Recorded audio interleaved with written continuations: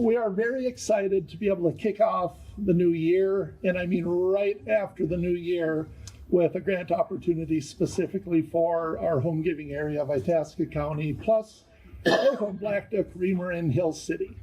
These are some really important dates for you to remember. I wanted to get these out here right up front. I see a lot of people taking pictures of them, which is a very good idea.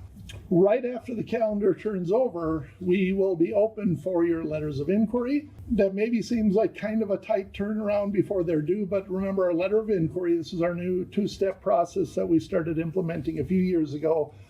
Doesn't need to be the whole everything. It needs to be a really good sketch of your idea so we can see, does it align with one of our grant making strategies? Does it seem like you've got your arms around the idea? Is it a feasible idea? That sort of thing. So as long as you've got a really good thumbnail sketch to send us in the LOI phase, that's enough. We don't want this to be a big stressor for you. They're due on the 16th. Our staff will spend a couple of weeks reviewing all of those. We'll get back to you with questions that we have to clarify them. We always get so many more good ideas, even really well strategically aligned ideas, than we have dollars to fund. So unfortunately, we can't fund everything all of the time. We look through our lenses of the mission, the vision, the values, our strategy areas, our goals for impact to make those decisions. We'll invite full proposals from a number of you. On February 2nd, you'll have a few weeks to put those together. So once you've done your LOI, you'll have some time to keep developing the idea, talking to partners, figuring out what it all looks like. So we feel like that should be enough time to get together our proposal form. Those of you who have applied to us before, as private foundations go, I think our proposal process is pretty straightforward. I was on the other side of the process for 10 years before I got here, and I can tell you I'd much rather fill out a Blandin Foundation grant proposal than a lot of other foundations, or even like the worst, the state and federal grants, where there's like 47 item checklists and you have to give them your blood type. No, we don't need all of that.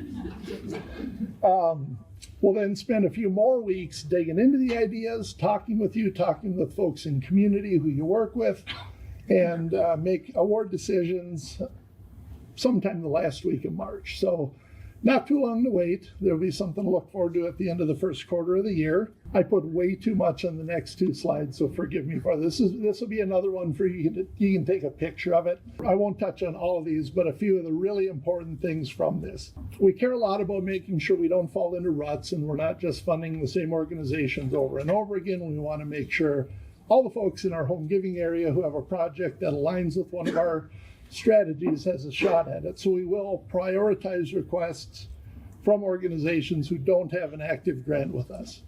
But, and this is a very important but, as you just saw, we made 72 grants in the home giving area this year. That's a lot of you in the room. We do want to hear your ideas also. Just know that if there's an organization we haven't worked with recently, we're really going to take a look at them and make sure that their community has a good shot at getting the funding they need. Home giving area only. This is a really important one. If you have a bigger idea where you'll request more than $250,000 from the Blandin Foundation, we are still open to hearing that, but those have a different approval process. So just know that those ideas will probably get pulled out of the grant round and treated separately. But don't be shy about sending us your big ideas, because sometimes that's really what's needed to create the change that we want to see in our communities. We always love partnering within the community. We can go a lot farther together than we can on their own. We have adopted what we call a listen, learn, respond framework for our grant making. So we do a lot of community engagement. This summer, our program officers talked with about 80 grantees over the last few years to talk about what was working and what wasn't, how our processes were, what they were thinking about for the future. And these were some things that really, really landed strongly as being consistent areas of need and opportunity that we're going to pay attention to. Leadership transitions. I won't out anybody, but I know that there's at least a couple people in the room who are very talented, seasoned executive directors who are very near the exit ramp. Leadership transitions are challenging. They're great opportunities. They're very important. If your organization is doing work in the wealth building or placemaking space, or you're trying to strengthen your small community, please feel free to ask for resources to support an effective leadership transition. I really want to emphasize that. We want to take care of our leaders. We want to do all that we can to make sure these transitions go well. We want them to take care of the people that they supervise. So that's something that we're thinking a lot about. We really emphasize working with organizations to build their resource development capacity, to diversify revenue streams where it's possible, to look for collaborations and ways to pool resources with other nonprofits. That's not just necessary in difficult times, that's always good practice. And so we really want to emphasize that. And we are about a quarter of the way through this biggest ever generational wealth transfer, where the boomer generation is making estate plans, they're selling businesses, they're writing up wills.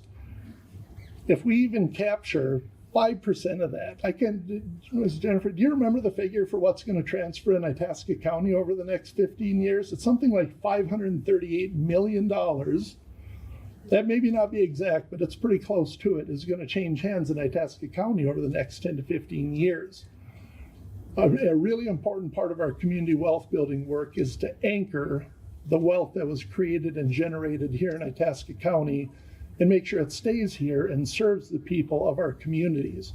So if you have an idea for strengthening your organization's fundraising function, if you want to start a planned giving program, which everybody should be doing, we're here for it. We want to help you with that. We've talked about the importance of welcoming spaces and community spaces. We're going to continue to emphasize that. And then for folks working in the economic development space, living wage job creation is going to be a heavy emphasis of ours. We really want to encourage community members to think not just about how many jobs are created locally, but what kind of jobs are there. The jobs you can support a family on. Are there jobs that will generate wealth and not just an ability to make it by month to month, and think about what we're building towards rather than just, we've created a bunch of jobs, but you can't afford a house with them, or you're going to struggle to get by with them. Bottom 2 points, you can read on your own. The biggest one is, as soon as you have your idea ready, and this will be true for the full proposal phase 2, please send it to us. I know it's tempting to try to massage it and wordsmith it and get everything as perfect as you can be and send it in 5 minutes before the deadline. It helps us out so much if you have your idea pretty well crystallized and send them in early so that our staff can get to work on them, and it kind of smooths the workload and the workflow out. Otherwise, if they all come in an hour before the deadline, we'll deal with it, and we won't. Sorry, I thought Becky's computer had locked up again. We won't fuss about it, but it helps us out so much if they're kind of spread out over time.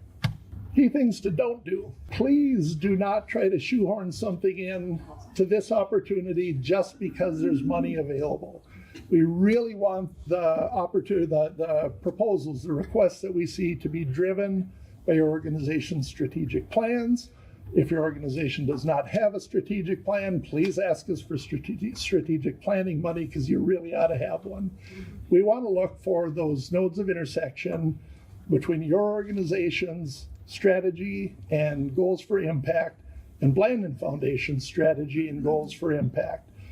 We are here for the Grand Rapids area in perpetuity. If you don't have a project that's a great fit this time, that's okay. We're going to do it again next year. We might even have something available later this year. But really look for those honest intersections of strategy and values and goals for impact, and send us your best ideas within that. They obviously have to be within one of our focus areas. We always get some really cool ideas every year that just aren't our work. We have a really rich resource at the foundation, but it's not enough to try to be all things to all people. Trying to boil the ocean is not a good strategy for impact. So we do have distinct strategy areas, and we have to stick to those, but we feel like those strategy areas are broad enough, generous enough that a lot of organizations within Itasca County should be able to see your work somewhere within placemaking or wealth building or capacity building work for communities. If you have questions, if the process isn't working quite right, if you're just not quite sure how to complete something or whatever, reach out to us as soon as you have the question. The more they pile in towards the back end of the process, the more anxiety you all get and the more crammed our schedules get. So our program staff is always happy to help. Feel free to reach out if you have a question. If a form isn't working right, if you're not sure if you did something right, reach out as soon as you have a question. We're always very, very happy to support you through that. The other one I'll call out specifically is the elephant in the room. We cannot backfill funding that has gone away. I wish we could. We do not have the resources to do it. And in the founding documents of Blandin Foundation, Charles Blandin made it clear that our funding was to complement, to supplement public funding sources and not replace it. We know that's really difficult. This is a challenging time on that front. And we do pledge that within the bounds of our strategies, we want to do all that we can do to help you on the resource development front, to help you identify strategic partnerships that can help you weather this period and continue to grow and advance your work. We're going to be here with you through this. We just can't replace funding that has gone away because of that.